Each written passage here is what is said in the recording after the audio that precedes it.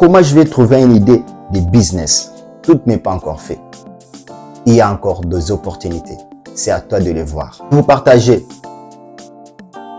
l'un des opportunités de cette génération vidéo parce que je vais vous partager non seulement les opportunités, aussi les stratégies et comment tu peux trouver et comment tu peux voir tes opportunités jusqu'au bout de ton nez.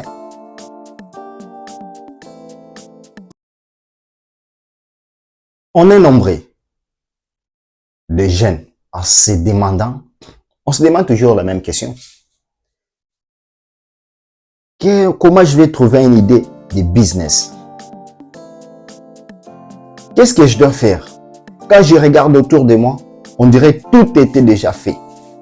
Mais tu ignores quelque chose. Tout n'est pas encore fait. Il y a encore des opportunités. C'est à toi de les voir. Et si aujourd'hui, je vais vous partager l'un des opportunités de cette génération, aussi de cette période où le monde avance rapidement, vous serez choqués. Restez jusqu'à la fin de cette vidéo parce que je vais vous partager non seulement les opportunités, aussi les stratégies et comment tu peux trouver et comment tu peux voir tes opportunités jusqu'au bout de ton nez. Restez scotchés. C'était Chizumomigo Crispin de chaîne Tissium School. On se revoit. L'une des opportunités de notre génération, c'est l'intermédiation. Parfois, les gens disent non. Comment je peux être juste un intermédiaire? Non, j'aime pas ma boutique. Non, j'aime pas des produits. Je n'aime pas de quoi. Est-ce que tu pourrais me dire quels sont les produits d'Amazon? C'est quoi les produits d'Alibaba? C'est quoi les produits de Pinduoduo? Et d'autres réseaux que je ne peux pas les citer ici. Qu'est-ce qu'ils font tous? Alibaba, c'est un site ou une entreprise qui met en relation entre les fournisseurs et les clients, les entreprises. Parfois, le français est assez coloré pour dire qu'il fait la relation, mais c'est l'intermédiation. De quoi il gagne? Un intermédiaire gagne toujours la commission. Tu dois faire de la commission. Mon frère, ça c'est tuer tout. Je suis très clair avec toi. Tu dois faire la commission. Regarde autour de toi. Peut-être il y a un monsieur qui a son champ.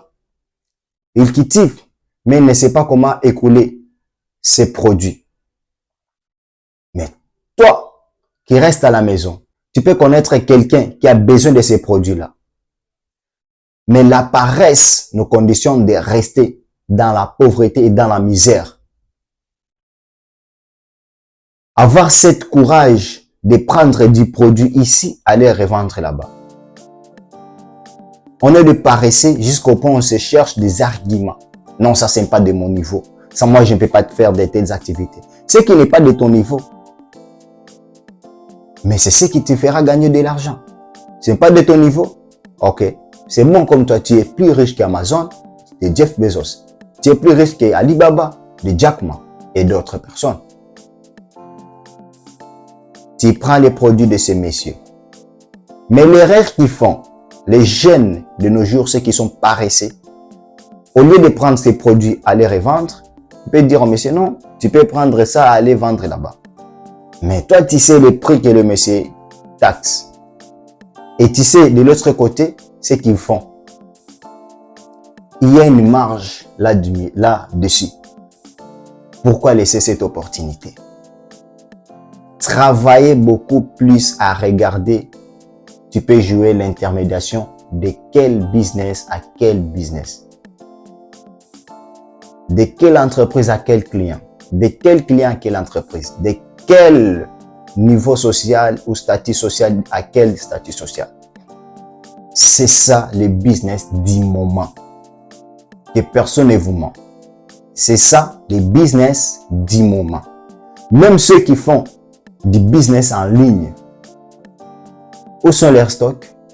Et s'ils ont des dépôts, des entrepôts, des stocks, c'est pas pour leur boutique. Ce sont des entrepôts pour des produits que leurs clients ont achetés. Ils n'ont pas acheté dans leur boutique en disant ils ont une boutique physique où ils vendent des choses. Non. Ils vendent ce qui est encore sur des usines, sur des fournisseurs. Il prend ça, il met sur les réseaux sociaux. Après, il va trouver des clients. Et ces clients-là, une fois qu'il achète, il va prendre chez les fournisseurs pour le mettre dans l'entrepôt afin de l'expédier aux clients. Tout ça, c'est l'intermédiation. Imaginez-toi, moi j'ai fait de l'intermédiation entre les fournisseurs et les clients. Pour faciliter cette transaction, on a besoin de logistique, de transport.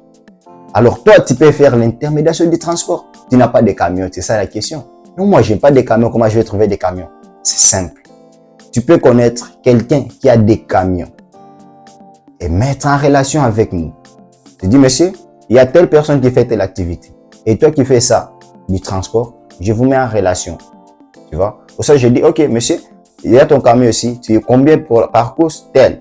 Et tu viens chez moi, tu dis, monsieur, tes bis avec tes marchandises, je te fixe tel. On discute et puis tu gagnes une marge. Sans voir du carburant, sans acheter du carburant, sans acheter du camion, sans rien faire. Juste jouer l'intermédiation. C'est le business du moment. Il y a tellement de l'argent là-dessus. C'est savoir se positionner, aussi innover. Ce qui est très important, ce n'est pas de créer, mais c'est d'innover. C'est quoi l'innovation?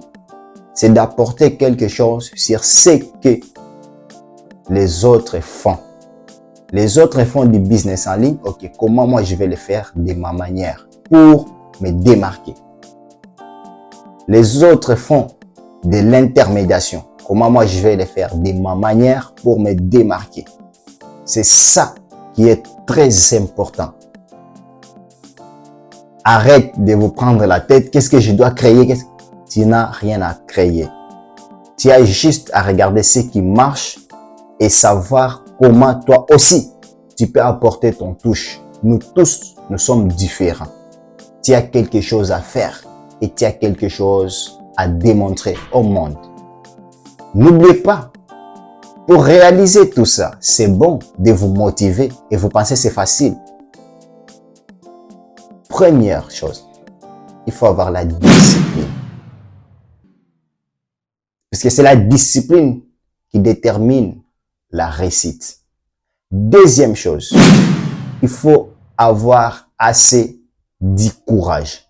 C'est le courage qui va te motiver même si tu te réveilles fatigué de faire la chose. Troisième chose, il faut que tu sois passionné de la chose. Entrez dans l'intermédiation des choses qui vous passionnent. Moi, j'aime peut-être du sport. Il y a quelqu'un qui a une boutique de sport et moi, j'essaie des sportifs. Je connais assez des sportifs. C'est parce que c'est ma passion, je vais faire de ça une autre activité. Je prends du matériel de sport pour aller le vendre aux sportifs. Parce que ça me passionne. Je suis passionné du sport. C'est la passion qui nous motive à longue durée. Si tu fais quelque chose que tu n'es pas passionné, tu ne le feras pas à une longue durée. Tu vas te fatiguer au cours des routes.